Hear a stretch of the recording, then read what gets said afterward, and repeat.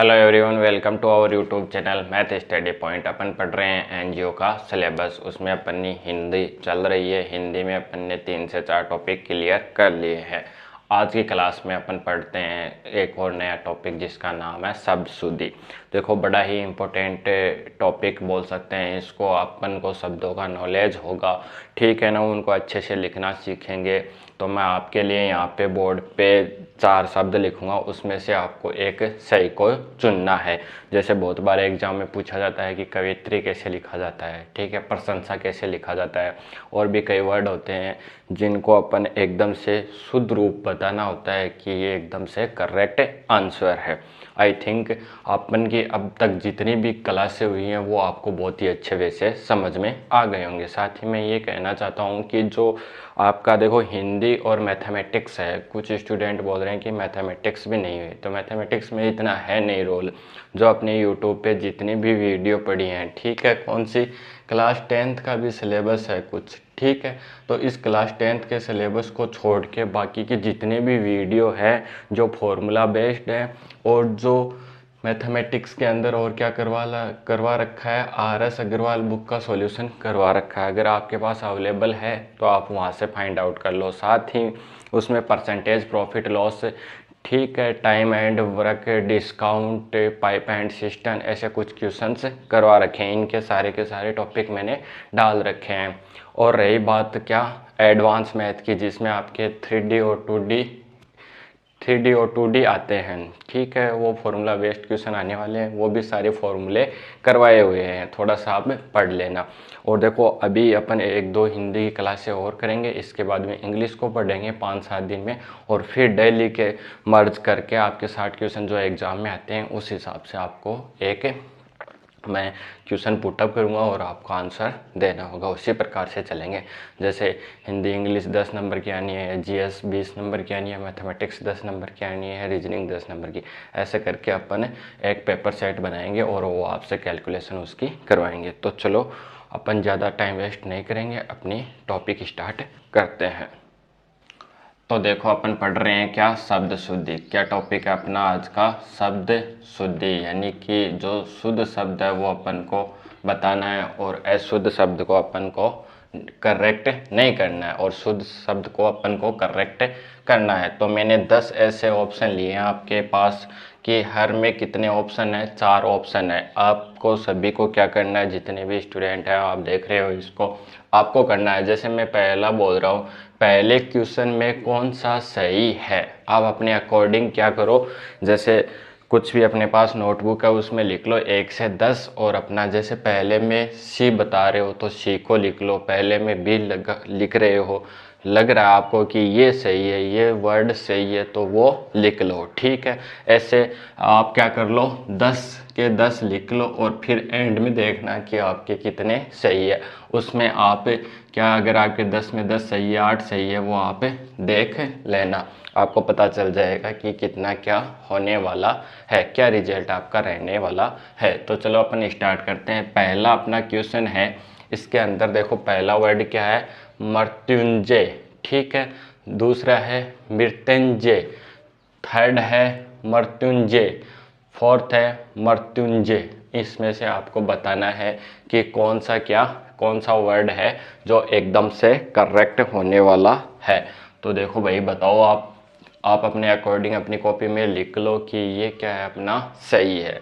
अब अगर मैं बात करूं तो इसमें कौन सा ऑप्शन सही होने वाला है, तो आपने देखा होगा, कभी भी इसको पढ़ा होगा, तो देखो ये क्या है, मृत्युंजय। देखो इसमें यू की मात्रा क्या है, बड़ी है, बोलने में क्या आ रहा है, थोड़ी हार्ड फील हो रही है, इसमें मृत्युंजय हो गया। तो देखो ये तो गलत हो गया, और फिर मृत्युंजय नहीं होता है, मृत्युंजय होता है, तो C ऑप्शन सही हो जाएगा अपना। और इसमें भी क्या है, मृत्युंजय है, ठीक है, ये क्या है, मृत्युंजय, लेकिन इसमें न की मात्रा कहाँ है, यहाँ पे, इसमें क्या है, यहाँ पे है। तो देखो अपना C ऑप्शन सही हो जाएगा, बाकी के सारे क्या हो जाएंगे, गलत होने वाले हैं, ठीक है। अब आप 2 नंबर ऑप्शन चुन लो कि 2 नंबर में ये होने वाला है, फिर मैं आपको बताऊंगा कि कौन सा अपना करेक्ट आंसर होने वाला है। देखो इसमें पहला है निर्देशन, ठीक है, दूसरा है निदर्शन, तीसरा है निर्देशन, और चौथा है क्या, दर्शन, ठीक है, ऐसे है। देखो जो ये र की मात्रा है ये स और न के बीच में पढ़ी जाएगी, ठीक है, इस बात का आपको नॉलेज होना चाहिए। तो बताओ भाई कि जो 2 नंबर ऑप्शन है इसमें क्या सही होने वाला है, अपनी नोटबुक में आप लिख लो, ठीक है, जल्दी से अपनी नोटबुक में लिख लो कि कौन सा सही है। तो देखो निर्दर्शन को अपन को करेक्ट करना है, तो देखो कौन सा होने वाला है। निर्दर्शन होता है क्या, निर्दर्शन, अगर इसको पढ़ेंगे तो मैंने बोला ये जो रे की मात्रा है ये दोनों के बीच में पढ़ा जाएगा, तो निर्दर्शन होता है क्या, नहीं होता, तो ये क्या हो गया, गलत हो गया। दूसरा पढ़ो, निदर्शन, निदर्शन, ठीक है, ये सही है, ठीक है, ये क्या है अपना सही है।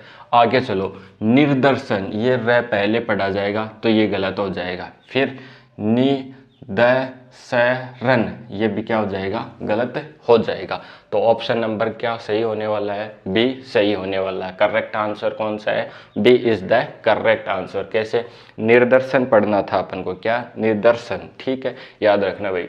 अब देखो थर्ड वाला क्या है, थर्ड वाला आप चूज कर लो कि कौन सा सही है, ठीक है, जल्दी से चूज करो और अपनी नोटबुक में लिख लो कि भाई ये मेरा क्या है, आंसर सही है।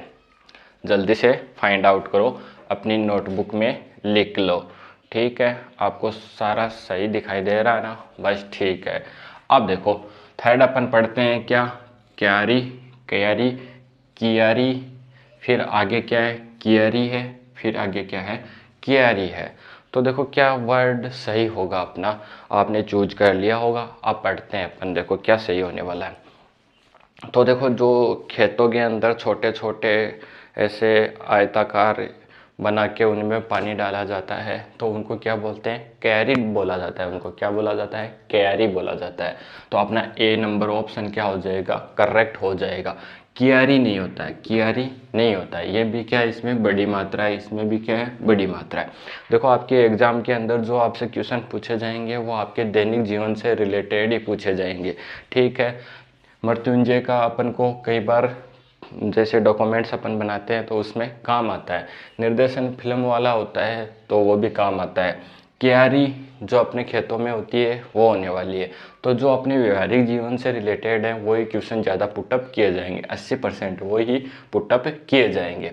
नेक्स्ट पढ़ो, देखो प्रतिष्ठा, ये क्या है, प्रतिष्ठा, ये है प्रतिष्ठा और ये है प्रतिष्ठा टा और ये है प्रतिष्ठा। तो आपको बताना है कि भाई कौन सा सही होने वाला है। आप अपनी जो नोटबुक है उसमें चूज कर लो कि ये ऑप्शन मेरा क्या है, करेक्ट है। फिर देखना कि आपका कौन सा आंसर करेक्ट होने वाला है। तो जल्दी से आप चूज कर लो, 1 मिनट में साइड में हो जाता हूँ और आप अच्छे से चूज कर लो कि कौन सा होने वाला है। आई थिंक आपने चूज कर लिया होगा कि ये ऑप्शन मेरा करेक्ट होने वाला है। तो देखो क्या होता है, कोई प्रतिष्ठित आदमी होती है तो उसकी क्या होती है, प्रतिष्ठा होती है, ठीक है, क्या होती है, प्रतिष्ठा, ठीक है, ठा ठा आना चाहिए। तो देखो प्रतिष्ठा में एक ठा यहाँ आना, टा का तो कोई मतलब ही नहीं है, टा का कोई मतलब नहीं है, तो दोनों ऑप्शन क्या हो गए, गलत हो गए। अब बच्ची क्या, प्रतिष्ठा, क्या बच्ची है, प्रतिष्ठा। अब देखो इसको पढ़ोगे, प्रति, प्रति ये शुद्ध रूप है या फिर बताओ ये शुद्ध रूप है, तो प्रति में क्या आएगा, ये प्रति उपसर्ग है, ठीक है, तो ये करेक्ट आंसर हो जाएगा। ए नंबर क्या हो जाएगा अपना, करेक्ट हो जाएगा। प्रति ऐसे नहीं लिखा जाएगा, किसी के प्रति, प्रतिदिन लिखते हैं अपन, तो प्रतिदिन में क्या लिखते हैं, प्रतिदिन, ठीक है, ये भी लिख लेना भाई, ठीक है, इंपॉर्टेंट है। प्रतिदिन हो गया, प्रतिष्ठा हो गई, ठीक है, और भी कई है ऑप्शंस। अब देखो आगे 5 नंबर को फाइंड आउट करो।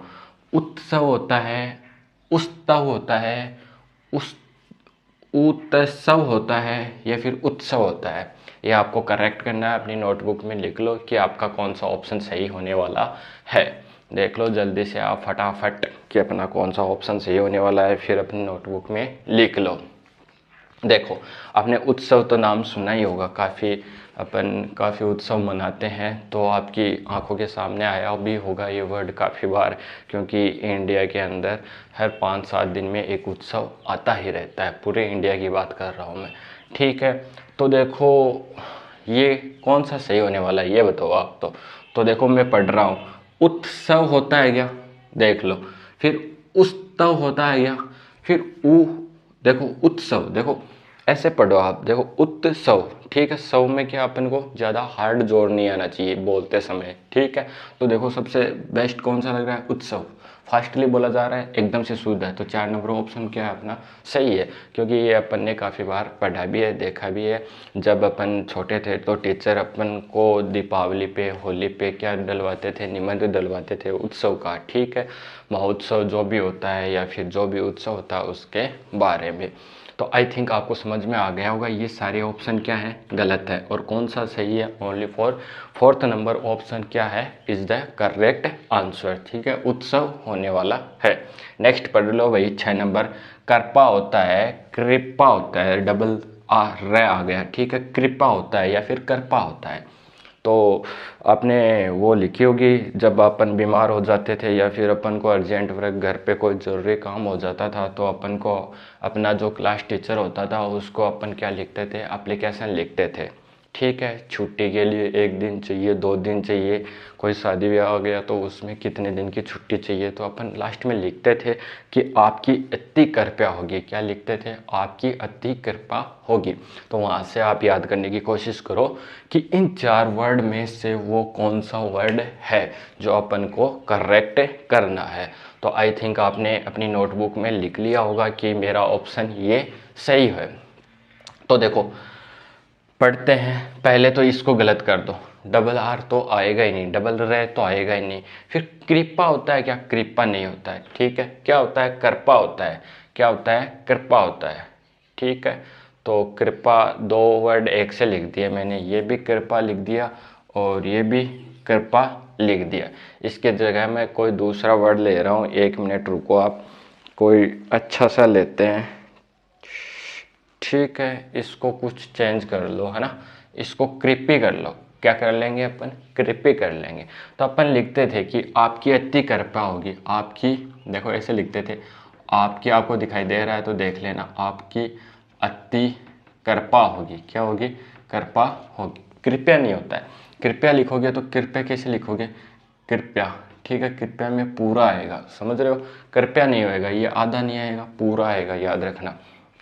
तो कौन सा ऑप्शन सही होने वाला है, डी नंबर ऑप्शन सही होने वाला है, ठीक है। और आप अच्छे से इसको फाइंड आउट करके भी देख लेना, पुरानी एप्लीकेशन जो हिंदी व्याकरण की आपके पास बुक होगी उसमें से आप एप्लीकेशन देख लेना, आपका आंसर आ जाएगा करेक्ट। अब लेते हैं नेक्स्ट वाला क्वेश्चन। नेक्स्ट वाला क्वेश्चन क्या होने वाला है, आप इसका आंसर दीजिएगा। आपको बताना है कि शताब्दी कैसे लिखा जाएगा, ठीक है। शताब्दी, और अभी जो प्रेजेंट में शताब्दी चल रही है ये कौन सी है, 21वीं शताब्दी है। तो देखो शताब्दी में ये नहीं आएगा, सड़क वाला तो आएगा ही नहीं, इसको क्या कर दो, गलत कर दो, ठीक है। फिर आपने कैलेंडर पढ़ा होगा, उसमें शताब्दियाँ पढ़ी होगी। तो शताब्दी, देखो शताब्दी, दी यानी कि बड़ी मात्रा आने वाली है। ऐसे वर्ड को आप ऐसे चूज कर लिया करो कि किस वर्ड को बोलने में आसानी से बोला जा रहा है और कौन सा फास्टली बोला जा रहा है। तो मैंने बोला देखो शताब्दी, दी, है ना, ठीक है। तो किस पे जोर जा रहा है, दी पे, यानी कि अगर दी जो मात्रा है उस पे मैं जोर नहीं लगाता तो वो छोटी मात्रा होती है, और अगर मुझे बोलने में थोड़ी तकलीफ हो रही है, इट मीन्स मुझे बोलने में थोड़ा हार्ड फील हो रहा है, इट मीन्स वो क्या मात्रा आने वाली है, बड़ी मात्रा। तो शताब्दी ऐसे नहीं लिखा जाएगा, शताब्दी कैसे लिखा जाएगा, ये क्या है, करेक्ट आंसर है कि शताब्दी ऐसे लिखा जाएगा। अब पढ़ते हैं अपन नेक्स्ट भाई द्वंद्व है। द्वंद्व समास भी होता है, द्वंद्व एक अपने मन में भी होता है, किसी के प्रति द्वंद्व की भावना होती है।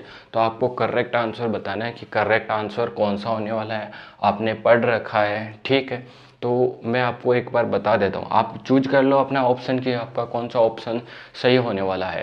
तो मैं एक बार मैं बोल रहा हूँ कि द्वंद्व कैसे बोला जाएगा, आप उसको करेक्ट कर लेना। देखो मैं शुद्ध रूप में बोल रहा हूँ, क्या होता है, द्वंद्व, द्वंद्व होता है। अब आप चूज कर लो भाई कि कौन सा अपना करेक्ट आंसर होने वाला है। तो देखो आपने चूज कर लिया होगा, लिख लिया होगा। अब देखो मैं बताता हूँ, द्वंद्व होता है क्या, नहीं होता है द्वंद्व, ठीक है। मैंने बोला द्वंद्व है, ठीक है। ये भी क्या है, वह द्वंद्व है, ठीक है। वह पहले बोला जाएगा, द्वंद्व क्या होगा, ये करेक्ट आंसर होगा। द्वंद्व क्या होता है, समास भी होता है, ठीक है। समास होते हैं ना, उनमें द्वंद्व भी आता है, लेकिन आपके सिलेबस में नहीं है, नहीं तो संधि है, नहीं क्या है, समास है। और यहाँ हिंदी व्याकरण में सबसे हार्ड टॉपिक भी क्या है, समास, और क्या होने वाले हैं, वो संधि विच्छेद वही होते हैं, ठीक है। तो उनको आपको याद नहीं करना है। अगला देखो भाई, तरुण कैसे लिखा जाएगा, फास्टली से बता दो मुझे। तरुण, तरुण लिखना है, तरुण, ठीक है। एक बार सुन लो ध्यान से, तरुण चूज कर लो, ये सही है, ये सही है, ये सही है, या फिर ये सही होने वाला है। जल्दी से चूज करो भाई कि कौन सा सही होने वाला है, फास्टली से चूज कर लो और अपनी नोटबुक में क्या लिख लो, आंसर लिख लो, फटाफट से लिख लो, ठीक है। हाँ, अब ये मत बोल देना कि सर ये अड़ा है वो इसके टच नहीं है, भाई ये सब टच है, ठीक है। ये थोड़ी सी हिंदी है ना, तो ये थोड़ा सा ध्यान रखना आप। तो आपको बताना है, देखो तो मैं बोल रहा हूँ तरुण, क्या बोल रहा हूँ मैं, तरुण। और रू की मात्रा है वो भी छोटी बड़ी आपको याद रखना है। तो देखो तरुण तो होता ही नहीं है, पहले इसको कैंसिल कर दिया, ठीक है। क्या कर दिया, इसको कैंसिल कर दिया। अब देखो अपन को लिखना है तरुण। तो देखो तरुण ऐसे लिखा जाएगा, मैं एकदम से शुद्ध रूप लिख देता हूँ, तरुण, ठीक है। जबकि जो तरुण ऐसे लिख रहे हो आप, ये क्या है, गलत है। तरुण कैसे लिखा जाएगा, ऐसे लिखा जाएगा। आई थिंक आपको समझ में आ गया होगा। ये तरुण क्या होगा, गलत होगा, और ये तरुण क्या होगा, इज्जी होगा, और सही होगा तरुण। डायरेक्ट बोलो ना आप, इसमें बोलोगे तो रूप पे आपको क्या देना पड़ेगा, जोर देना पड़ेगा, ठीक है। तरुण, ठीक है, समझ रहे हो इस बात को। और ये क्या हो गया, तरुण, डायरेक्ट बोला जा रहा है। तो ऐसा कहीं पे दिखाई दे रहा है क्या आपको, ऐसा कहीं पे दिखाई दे रहा है क्या, देखो इसमें थोड़ा चेंजमेंट कर लेना, इसमें ओनली फॉर आपको क्या करना है, ऐसे ही करना है, ठीक। तो ये वाला वर्ड क्या हो जाएगा, सही हो जाएगा, और बाकी के जो शेष हैं वो क्या हो जाएंगे, गलत हो जाएंगे। शायद तरुण पर्यायवाची शब्द है, और किसका होने वाला है पर्यायवाची शब्द, सूर्य का होने वाला है। जहाँ तक मुझे याद है, छोटी क्लासों में पढ़ा था, तब तरुण किसको बोला जाता था, सूर्य को ही बोला जाता था, ठीक है। और आप चेक कर लेना। नेक्स्ट और अपना लास्ट है, छत्र कैसे लिखा जाएगा भाई, छत्र, छत्र, छत्र कैसे लिखा जाएगा, आप चूज कर लो कि कैसे लिखा जाएगा, और मुझे फटाफट से आंसर दो, ठीक है। तो मैं बता देता हूँ आपको, देखो बहुत ही ईजी है। अक्षत्र नहीं होने वाला, अक्षत्र नहीं होने वाला, छत्र भी नहीं होने वाला, छत्ता वाला छ नहीं आने वाला, अक्षत्र यह भी नहीं होने वाला। एरिया क्या होता है, क्षेत्र होता है, और उसको हिंदी में कैसे लिखा जाता है, ऐसे उसको लिखा जाता है। तो आई थिंक मैंने आज की क्लास में आपको 10 बता दिए, ठीक है। और बाकी के आप पढ़ लेना, ठीक है। 10 और बता दूंगा, उससे कुछ फ़ायदा होने वाला नहीं है, ज़्यादा टाइम वेस्ट ही होगा। अब मुझे आप ये कमेंट बॉक्स में ये कमेंट करके बताओगे कि आपके 10 में से कितने सही हुए हैं। कोई भी क्या बोलते हैं उसको, झूठ नहीं लिखेगा कमेंट बॉक्स में, जितने भी हैं। मान लो 100 कैंडिडेट आप देख रहे हो, तो मुझे 100 कमेंट चाहिए कमेंट बॉक्स के अंदर, और उसमें आपका सबका रिजल्ट चाहिएगा, ठीक है। ये क्या ऐसा टॉपिक है जो सबको काम आने वाला है, चाहे आप एनजीओ की एग्ज़ाम दे रहे हो, चाहे एसएससी का एग्ज़ाम दे रहे हो, चाहे स्टेट गवर्नमेंट का हो, चाहे सेंट्रल गवर्नमेंट का कोई भी एग्ज़ाम हो। अगर एग्ज़ाम नहीं भी है, तो अगर आप देख रहे हो तो आपकी क्या होगी, थोड़ी हिंदी में पकड़ मजबूत होगी। तो आपको क्या करना है, मैंने 10 क्वेश्चंस दिए थे, और मैंने बोला था कि 10 में से आपको कितने आते हैं। क्या अब ये मत सोचना कि अपन ने अब लास्ट में देख लिया, अब 10 में से 10 दे लें, नहीं भाई, ऐसा नहीं चलेगा।